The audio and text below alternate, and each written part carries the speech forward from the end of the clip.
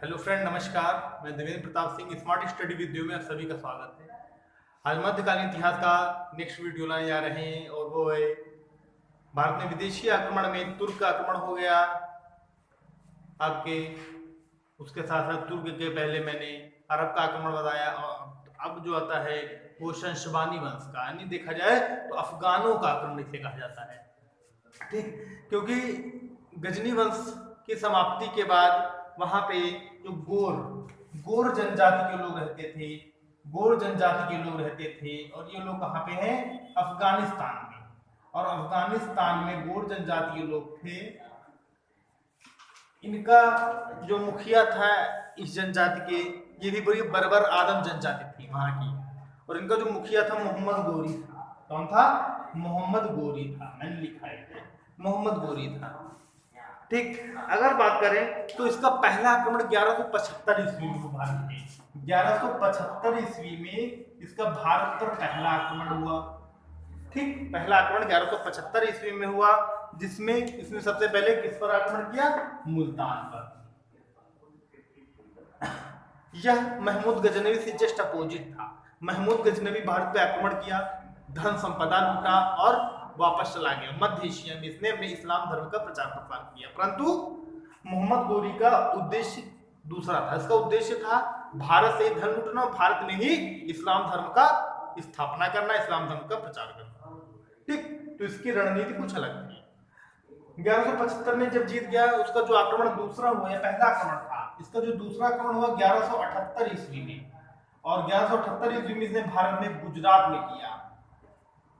इसने दूसरा आक्रमण 1178 ईस्वी में। वहां के शासक भीम थे। शासक कौन था वहां पे? भीम, जिन्हें कहा जाता था, उनका नाम था मूलराज, यानी इनका नाम था भीमदूत, तो नाम इनका था मूलराज,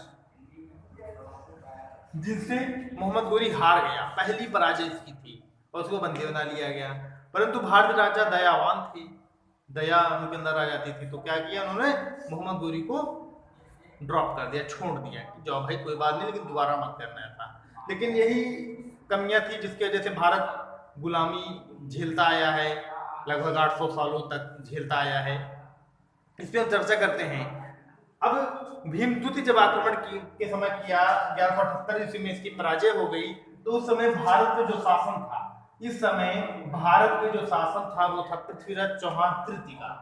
पृथ्वीराज चौहान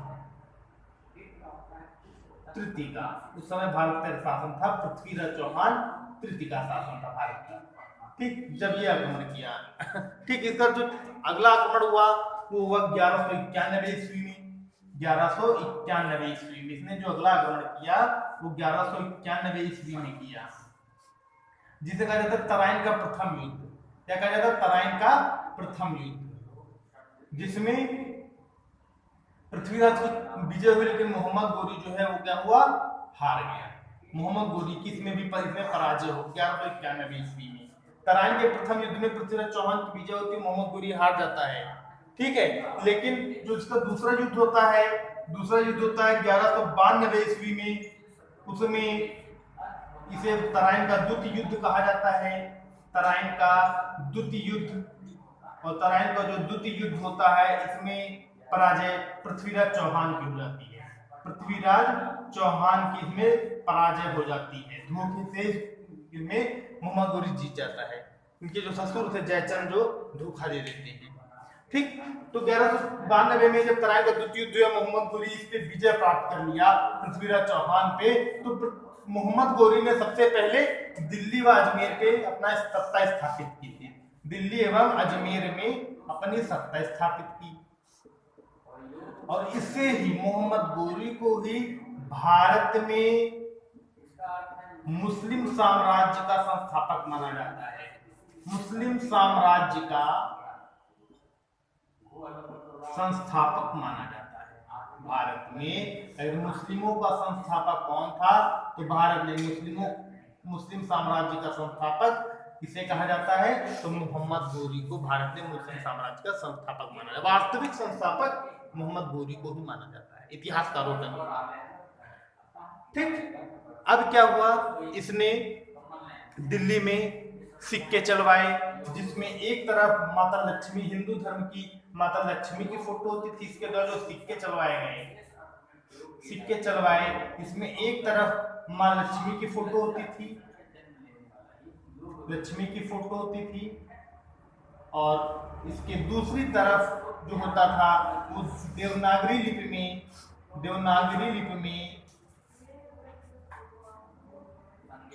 खुतबा लिखवाया। इसने देवनागरी लिपि में इसने कलमा खुदवाया और उसमें उसने लिखवाया देवनागरी लिपि में मोहम्मद बिन साम। इसने लिखवाया क्या? मोहम्मद बिन साम। जो भी इसका अर्थ हो उसने ये लिखवाया, मोहम्मद बिन साम लिखवाया देवनागरी लिपि में। 56 ग्रेन का सिक्का चलवाया था। ये जो सिक्का चलवाया था ये 56 ग्रेन का था, ठीक, मोहम्मद गोरी द्वारा। उसके बाद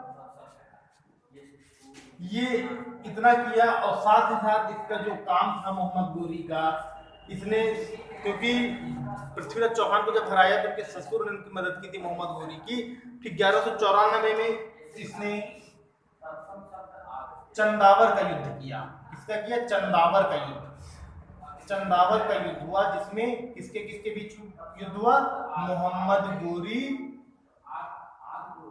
गोरी व जयचंद के बीच युद्ध हुआ, तो जिसमें जयचंद पराजय हुआ, जयचंद मारा गया। जयचंद मारा गया, मोहम्मद गोरी जीत गया।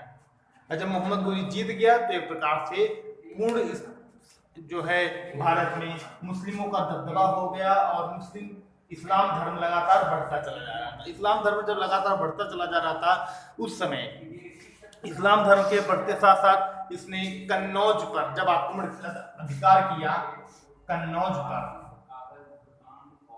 कन्नौज पर इसने जब अधिकार किया, कन्नौज पे अधिकार किया, कब? जब इसने जयचंद को हराया। कन्नौज पर अधिकार इसने तभी किया जब जयचंद को हराया, तो इसने कन्नौज पर, कन्नौज का शासक जयचंद था तो कन्नौज पर इसने शासन करना शुरू कर दिया। ठीक, अगला इसका ये इसके बेसिक फैक्ट इतने इंपॉर्टेंट है कुछ कहने को नहीं। इसका जो अगला पॉइंट है बहुत इंपॉर्टेंट। इसका जो सेनापति था, मोहम्मद गोरी का जो सेनापति था उसका नाम बख्तियार खिलजी था। बख्तियार खिलजी था। बहुत क्रूर था ये भारत में नालंदा विश्वविद्यालय पूरी दुनिया में एकमात्र देश जहां पर विद्या का स्थान था, जहां विद्या दी जाती थी। नालंदा विश्वविद्यालय व विक्रमशिला विश्वविद्यालय को नष्ट करा दिया, तोड़ डाला, ब्लास्ट करा दिया। तो भारत के दुनिया भर में शिक्षा का जो महत्व था वो केवल भारत में था। तो दुनिया भर के बड़े बड़े इतिहासकार, बड़े बड़े पढ़े लिखे लोग नालंदा और विक्रमशिला में पढ़ने आते थे। चीनी हो, जैपनीज हो, अमेरिकन हो, जो भी आते थे जानकार, वो यहाँ शिक्षा लेने आते थे। वर्तमान में कहते हैं हम स्विट्जरलैंड में पढ़ेंगे, अमेरिका में पढ़ेंगे, ब्रिटेन में पढ़ेंगे। एक टाइम था कि वहाँ के लोग यहाँ पढ़ने आते थे। हमारे देश में, भारत महान देश था, शिक्षा, संस्कृति, कल्चर में सर्वोपरि था। दुनिया में जहाँ कहीं कुछ ना खाने पीने को होता था, ना तौर तरीका होता था, तब भारत में तौर तरीका होते थे, संस्कृति होती थी, कल्चर होते थे। दुनिया भर में कहीं नहीं। दुनिया भर में उल्ला मांस खाया जाता था नमक डालकर। हमारे देश में एक से एक व्यंजन बनते थे। ठीक, तो हमारा देश महान कहा जाता है। क्यों इसीलिए महान कहा जाता है? संस्कृति का सबसे बड़ा अगर देखा जाए उपासक या देने वाला भारत ही है। ठीक, परंतु भारत के लोग अपने देश के ही कल्चर को भूल रहे हैं, ये गलत है। इसमें बदलाव लाना जरूरी है। ठीक, चलो तो खैर अगली बात है।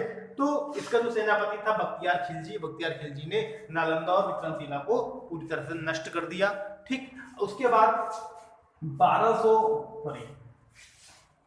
1206 ईस्वी में अपने गुलाम कुतुबुद्दीन ऐबक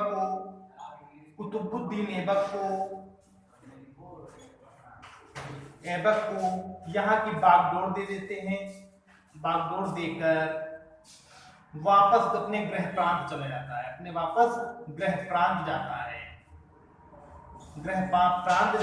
गृह प्रांत जब जाता है तो उस समय वापसी करते समय 1206 ईस्वी में दम्यक नामक स्थल पर दमयक नामक स्थान पर, दमयक एक जगह थी, दमयक नामक स्थान पर इसकी मृत्यु कर दी जाती है, मार दिया जाता है, जिससे गजनी वंश का भी यहाँ पे समाप्त हो जाता है।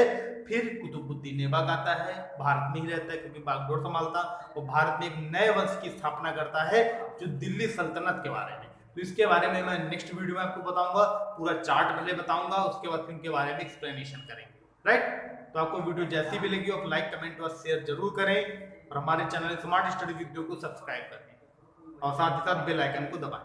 धन्यवाद, नमस्कार।